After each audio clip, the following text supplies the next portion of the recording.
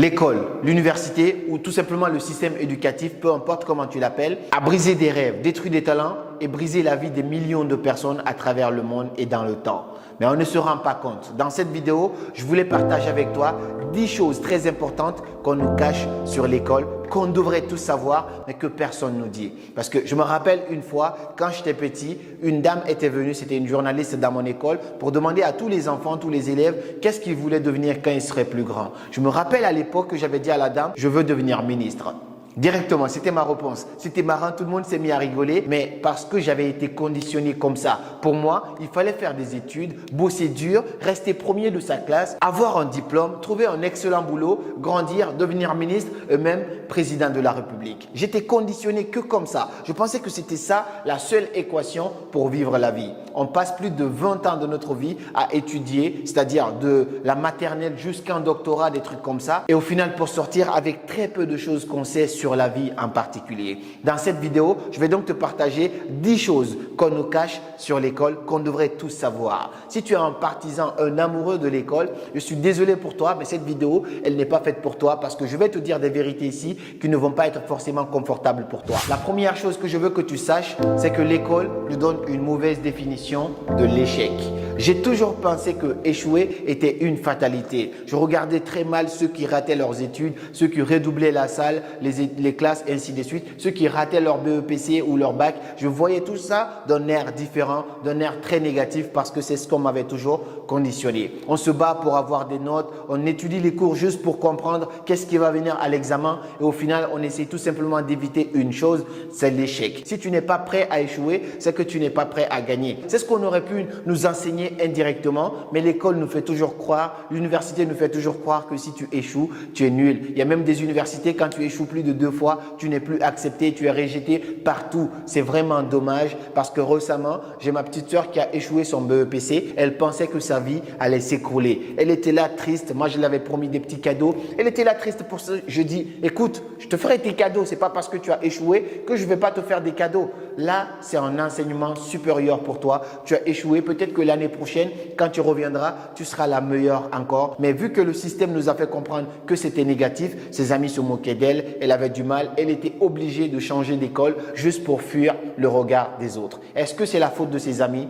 Absolument pas. C'est tout simplement le système éducatif qui nous a poussés à devenir comme ça. Donc maintenant, que tu sois encore dans les études ou pas, il faut que tu te débarrasses de cette croyance limitante. Il faut que tu sois prêt à prendre des risques. Le risque est proportionnel au gain. Si tu veux réussir, alors aussi tu es prêt à perdre. Et si tu perds, sache que c'est tout simplement un enseignement parce que comme je le dis et je le redis, l'échec n'existe pas. C'est juste une manière de retarder et de renforcer la réussite. Le deuxième plus gros problème de l'école, c'est la concurrence. En fait, l'école nous enseigne qu'on est toujours en concurrence avec les autres, avec le système de premier de la classe, deuxième de la classe, troisième de la classe. Ça a toujours été comme ça dans ma tête. Cette concurrence nous détruit au quotidien. On pense que la vie est une course de vitesse, alors que l'école et la vie n'ont absolument rien à voir. Ce n'est pas une course de vitesse. Aujourd'hui, j'ai compris tout simplement que je ne suis en concurrence qu'avec la personne que j'étais hier. Je ne me compare qu'à moi-même. Je me rappelle quand j'ai pris mon année de césure et que je me suis débarrassé de toutes ces croyances par rapport à l'échec, ouais, t'es pas en avance, ouais, t'es en retard, ouais, tes amis vont te laisser. J'ai moi-même pris une année de césure, c'est-à-dire j'ai pris une année de pause pour pouvoir me concentrer sur autre chose à côté. Et donc, à partir de ce moment-là, j'ai des amis qui vont dire, ouais, mais il est têtu, pourquoi il finit pas ses études? Parce qu'ils ont pris ça comme étant une course de vitesse. Je sais comment ils me regardent aujourd'hui parce qu'ils se disent, ah ouais, c'est vrai qu'il s'est fixé un objectif et il est quand même allé le chercher. Et c'est aussi différent d'avoir des bonnes notes, avoir la meilleure note ou devenir directement le meilleur diplômé pour avoir le meilleur boulot. Ma perception par rapport à cela a totalement changé et je veux que tu changes ta vision par rapport à ça. Tu n'es pas en concurrence avec tes amis. C'est l'école qui te fait croire ça. Tu es en concurrence qu'avec toi-même. La personne que tu étais hier doit se regarder et se dire, ah ouais, il m'a dépassé aujourd'hui. C'est ça le plus important. La troisième chose qu'il faut savoir sur l'école, c'est que l'école ne nous enseigne pas les fondements de base de la vie. Les fondamentaux de la vie, l'école ne nous enseigne pas cela. Est-ce qu'on vous parle comment aimer à l'école? Est-ce qu'on vous parle comment gérer la peur? Est-ce qu'on vous parle comment avoir plus d'argent, comment devenir riche, tout ce qui est essentiel à notre vie n'est pas enseigné à l'école. C'est pourquoi moi, j'ai décidé de me lancer dans le développement personnel parce que je voulais partager ce qui n'était pas partagé à l'école, faire comprendre aux gens que tout ne se limite pas là, briser des croyances limitantes, vous faire comprendre que ce n'est pas parce que tu as échoué une fois que tu ne vas plus réussir dans la vie. Changer ces croyances-là, enseigner des fondements de base de la vie parce que tout ça nous est manqué à l'école. Qu'est-ce qu'on nous apprend? On a un système qui est là, qu'il faut suivre, que nos parents ont suivi, que nos grands-parents ont suivi, ainsi de suite. Il faut juste suivre ce schéma-là, finir, obtenir un boulot, travailler pour quelqu'un qui a décidé, lui, d'entreprendre et toi, tu as juste un salaire alors que ce n'est même pas proportionnel à 5% de ce que tu as produit. Donc, si on devrait améliorer les choses, il va falloir qu'on commence à enseigner des choses de base. Insérer des cours de développement personnel dans vos systèmes éducatifs. Moi, si un jour je construis une école ou une école de commerce ou une université, il faut qu'il y ait un prof basé spécialement sur le développement personnel. Un prof qui enseigne les fondamentaux de la vie, comment aimer, comment apprendre à se donner de la force, comment surmonter l'échec, comment vaincre la peur, comment devenir plus riche. Il faut que tout ça soit enseigné à l'école et à l'université. Le système serait beaucoup plus complet et d'autres gens pourront penser autrement en dehors de la boîte. Le quatrième gros problème, celui-là, il est très fondamental, c'est que l'école nous pousse au conformisme. Regardez bien le système éducatif.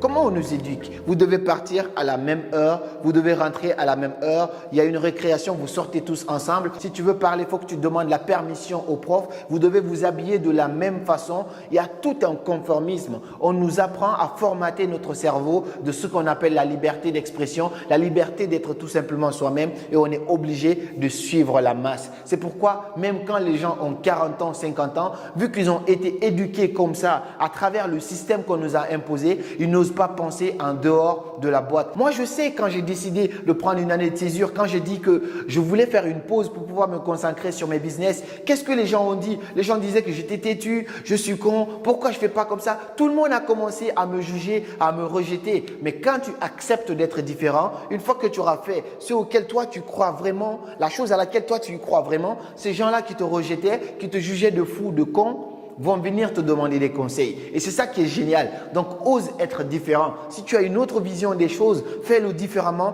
parce qu'il fallait qu'il soit fou pour inventer l'ampoule électrique Thomas Edison. Il fallait qu'il soit fou pour inventer ce qu'on appelle l'ordinateur Microsoft Bill Gates. Il fallait qu'il soit fou pour pouvoir faire des découvertes incroyables, toutes ces grandes personnalités. Donc, toi, tu dois accepter d'être différent parce que si tu veux avoir ce que personne n'a jamais eu, tu dois oser faire ce que personne n'a jamais fait. Le cinquième gros problème de l'école, c'est que l'école ne nous laisse pas exploiter notre plein potentiel. Dans la classe où tu es aujourd'hui, dans la classe où tu as été, il y a des génies, il y a des inventeurs, il y a des artistes, il y a des musiciens, il y a tous les talents là-bas, il y a des footballeurs. Mais vu qu'on est tous dans un système qui ne nous laisse pas exploiter notre vrai talent, comment tu peux juger quelqu'un qui doit jouer au foot? Tu le juges par sa capacité à avoir des bonnes notes en mathématiques. C'est pas normal, mais on est tous dans un même système, on est tous là comme des conformistes et on nous juge tous de la même façon alors qu'on est tous des êtres humains différents. Ce n'est pas pour rien qu'on a une empreinte digitale spécialement à nous. Quand tu mets ton empreinte quelque part,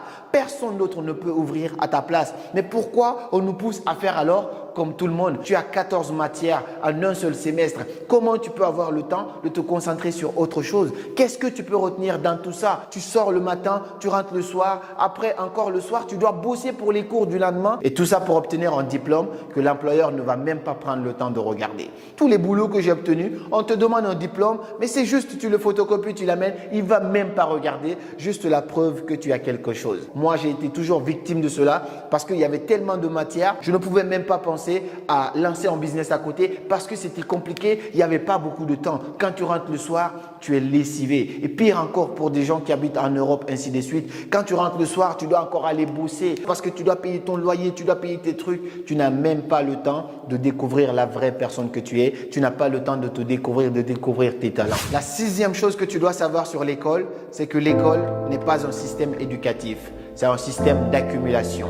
qu'est-ce qu'on fait? On te donne pas mal de matière en un seul semestre pour que tu puisses accumuler tout ça. Tu accumules des savoirs, tu as tellement de matière. Tout ce que j'avais appris quand j'étais au collège, je me rappelle presque de rien. Juste des petits détails, la loi de Lavoisier, des petits trucs comme ça que je garde dans ma tête parce que ça m'a fait retenir plusieurs fois. C'est resté gravé dans ma tête. C'était tout simplement de l'accumulation d'informations. Ce n'est pas de l'éducation. L'éducation, c'est enseigner autrement. L'éducation, ce n'est pas te bombarder de matière juste pour que tu ne puisses pas penser à autre chose. Parce que le problème, quand on révise uniquement. Pourquoi? Pour les examens. On ne révise plus pour se dire oui, mais je pense que ça va me servir dans la vie. Donc, on révise pourquoi? On révise juste pour avoir une bonne note aux examens. Quand les examens sont finis, c'est comme si on disait à notre cerveau, effacer et tout sort à nouveau pour pouvoir réapprendre de nouvelles choses. La septième chose que tu dois savoir sur l'école, c'est que le premier de l'école n'est pas forcément le premier de la vie.